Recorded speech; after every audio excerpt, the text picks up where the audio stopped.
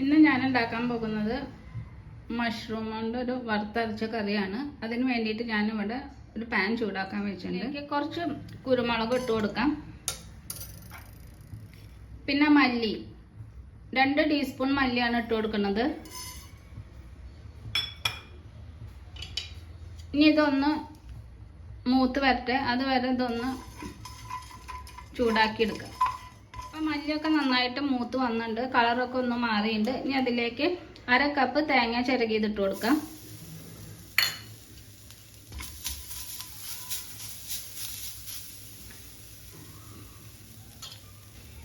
ഇനി ഇതിലേക്ക് 1 കഷ്ണം ഇഞ്ചി,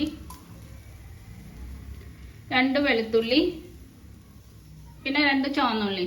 ഇനി ഇത് നന്നായിട്ടൊന്ന് കളറ് മാറുന്ന വരെ ഒന്ന് മൂപ്പിച്ചെടുക്കാം. ഇപ്പം ലോ ഫ്ലെയിമിൽ വെച്ചിട്ട് വേണം ഇത് മൂപ്പിച്ചെടുക്കാൻ. ഇനി ആവശ്യമുണ്ടെങ്കിൽ ഇതിൽ കുറച്ച് വെളിച്ചെണ്ണ ഒഴിച്ചിട്ടും ഇതൊന്ന് വറുത്തെടുക്കാം. അപ്പം ഞാൻ ഇവിടെ വെളിച്ചെണ്ണയൊന്നും ഒഴിച്ചിട്ടില്ല, വെറുതെ ഇത് ലോ ഫ്ലെയിമിലിട്ടിട്ട് ഡ്രൈ റോസ്റ്റ് ചെയ്തെടുക്കുകയാണ്. നാളികേരമൊക്കെ നന്നായിട്ടൊന്ന് മൂത്ത് വന്നു. ഇനി ഇതിലേക്ക് പൊടികൾ ഇട്ട് കൊടുക്കാം. പൊടി എന്ന് പറഞ്ഞാൽ മുളക് പൊടി മാത്രമേ ഇടുന്നുള്ളൂ. തീ ഓഫ് ചെയ്തിട്ട് മുളക് പൊടി ഇട്ട് കൊടുക്കും. ഞാനിവിടെ 1/2 ടീസ്പൂൺ മുളക് പൊടിയാണ് ഇട്ട് കൊടുക്കുന്നത്. ഇനി ഇതൊന്ന് മൂപ്പിച്ചെടുക്കാം. മുളക് പൊടി ഇട്ട് നന്നായിട്ട് മൂത്ത് വന്നു. ഇനി ഇതൊന്ന് ചൂടാറിയതിന് ശേഷം കുറച്ച് വെള്ളം ചേർത്തിട്ട് നന്നായിട്ടൊന്ന് അരച്ചെടുക്കാം. ഇനി ഞാനൊരു പാൻ വെച്ചിട്ടുണ്ട്, അതിലേക്ക് മഷ്റൂം ഒന്ന് വേവിച്ചെടുക്കണം. ഞാനിവിടെ 200 ഗ്രാം മഷ്റൂമാണ് എടുത്തിരിക്കുന്നത്. അത് ഇതിലേക്ക് ഇട്ട് കൊടുക്കാം.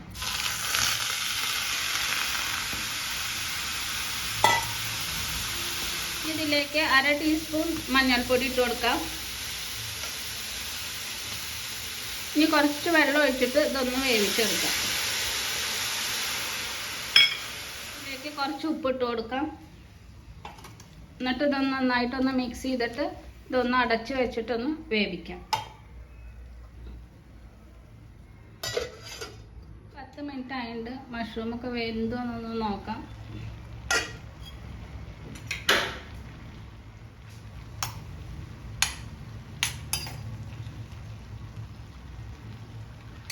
അപ്പം ഇത് വെന്തുണ്ട്. ഇനി ഇതിലേക്ക് അരപ്പ് ഒഴിച്ചു കൊടുക്കാം. ഒഴിച്ചെടുത്തു. ഇതിലേക്ക് കുറച്ചും കൂടി വെള്ളം ഒഴിച്ചു കൊടുക്കാം. ഞാനിവിടെ 1/2 കപ്പ് വെള്ളം കൂടി ഒഴിച്ചു കൊടുത്തിട്ടുണ്ട്. എന്നിട്ട് ഇത് നന്നായിട്ടൊന്ന് മിക്സ് ചെയ്യണം. നന്നായിട്ടൊന്ന് മിക്സ് ചെയ്തിട്ട് ഇതൊന്ന് നന്നായിട്ടൊന്ന് തിളച്ച് കുറുകി വരണം. മഷ്റൂമിൽ ഈ മസാലയൊക്കെ ഒന്ന് നന്നായി പിടിച്ച് വരണം. അരപ്പ് ഒഴിച്ചിട്ട് ഇത് നന്നായിട്ട് തിളയ്ക്കാൻ തുടങ്ങിയിട്ടുണ്ട്.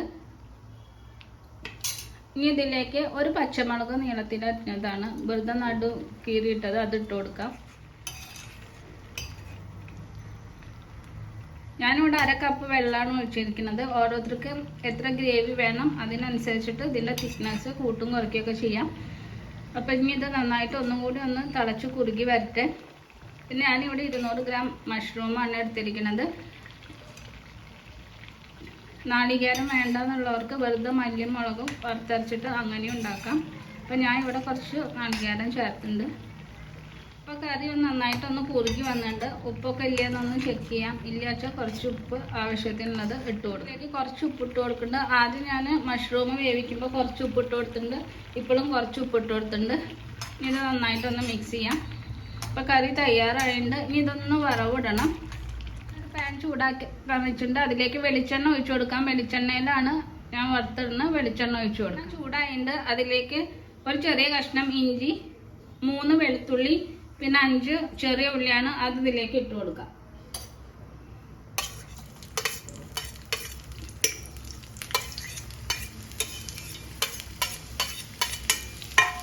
ഇനി ഇതൊന്ന് കളറ് മാറുന്ന വരെ ഇതൊന്ന് മൂപ്പിച്ചു. കളറൊക്കെ മാറിയിട്ടുണ്ട്, നന്നായിട്ട് മൂത്ത് വന്നു. ഇനി അതിലേക്ക് ഒരു വറ്റൽമുളക് ഇട്ട് കൊടുക്കാം. കറിയിലേക്ക് ഒഴിച്ചു കൊടുക്കാം.